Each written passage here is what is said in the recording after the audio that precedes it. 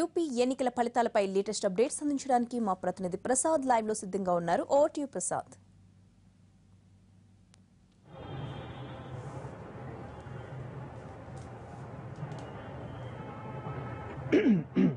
మోడీ మొత్తానికి బీజేపీ పార్టీకి తన ప్రచారాన్ని తన భుజస్కంధాలపై వేసి గెలుపు దిశగా పార్టీ నడిపించారు. రెండు రాష్ట్రాల్లో బీజేపీ విజయకత్నం ఎగరటం అన్నది ఇక్కడ బీజేపీ కార్యకర్తల్లో నాయకుల్లోనూ కొత్త ఉత్సాహాన్ని నింపింది. అదేవిధంగా పార్టీ కార్యాలయం ముందు కూడా కార్యకర్తలు పెద్ద ఉత్సాహంతో సంబరాలు చేసుకుంటున్నారు.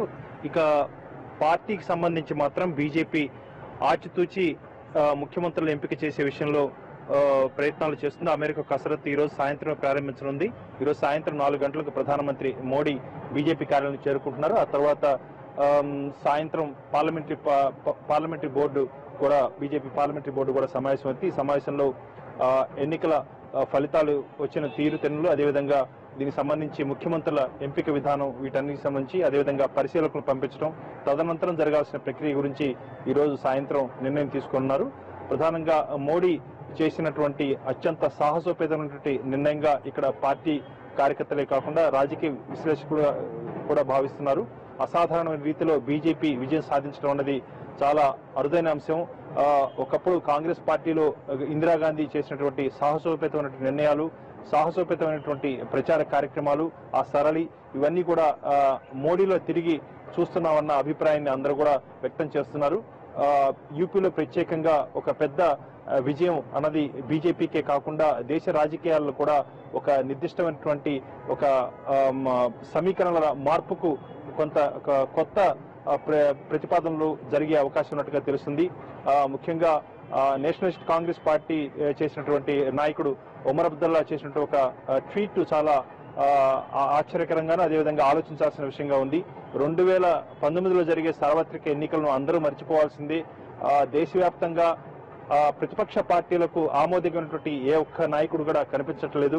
కాబట్టి ఇక ఏదన్నా ఉంటే 2024 ఎన్నికలకు మాత్రమే మనంతా కూడా సిద్ధం కావాలి అన్న అభిప్రాయాన్ని వ్యక్తం చేయడం అన్నది మోడీ ఎంత శక్తివంతమైనటువంటి నాయకుడిగా ఎదిగాడు అన్నది చాలా స్పష్టంగా తెలిసిపోతుంది.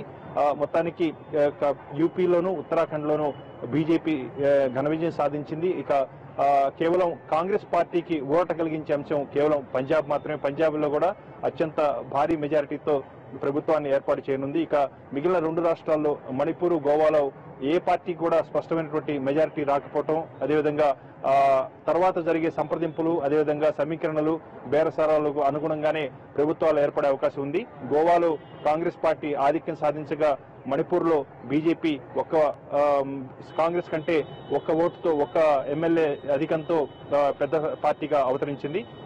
మణిపూర్లో 15 ఏళ్ల కాంగ్రెస్ పార్టీ పాలన కాదని బీజేపీ అత్యధికంగా స్థానాలు గెలుచుకోవడం కూడా ఒక రకంగా ఇది కూడా బీజేపీ సాధించిన విజయంగానే చెప్పుకోవాల్సి ఉంది. మొత్తానికి దేశ రాజకీయాల్లో మోడీ తన ప్రతిష్టనే పణంగా పెట్టి యూపీలో సార్వత్రిక ఎన్నికల్లో ఏ రకంగా ప్రచారం చేశారో గత సార్వత్రిక ఎన్నికలు ఆ రకంగా యూపీలో కూడా తానై అమిత్ షాతో కలిసి వ్యూహాత్మకంగా చేసినటువంటి ఎన్నికల ప్రచార సరళి ఇప్పటి వరకు ఏ పార్టీ కూడా తన సొంతం చేసుకుని ఓటు బ్యాంకులను సృష్టించుకొని ఆ మేరకు వ్యూహాత్మకంగా అడుగులేయడంతో ఈ గొప్ప విజయాన్ని సాధించినట్టుగా ఇక్కడ రాజకీయ పరిశీలకులు భావిస్తున్నారు.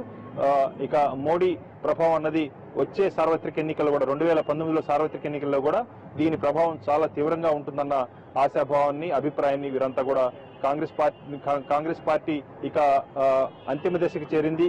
బీజేపీ హవా కొనసాగనుంది. అది కూడా ఒక దశాబ్దం పాటు పూర్తి స్థాయిలో ఈ హవా కొనసాగుతుందన్న అభిప్రాయాన్ని బీజేపీ కార్యకర్తలు, నాయకులే కాకుండా రాజకీయ పరిశీలకులు కూడా ఆ రకంగా భావించడం అనేది ఇక్కడ గమనించాల్సిన అంశం.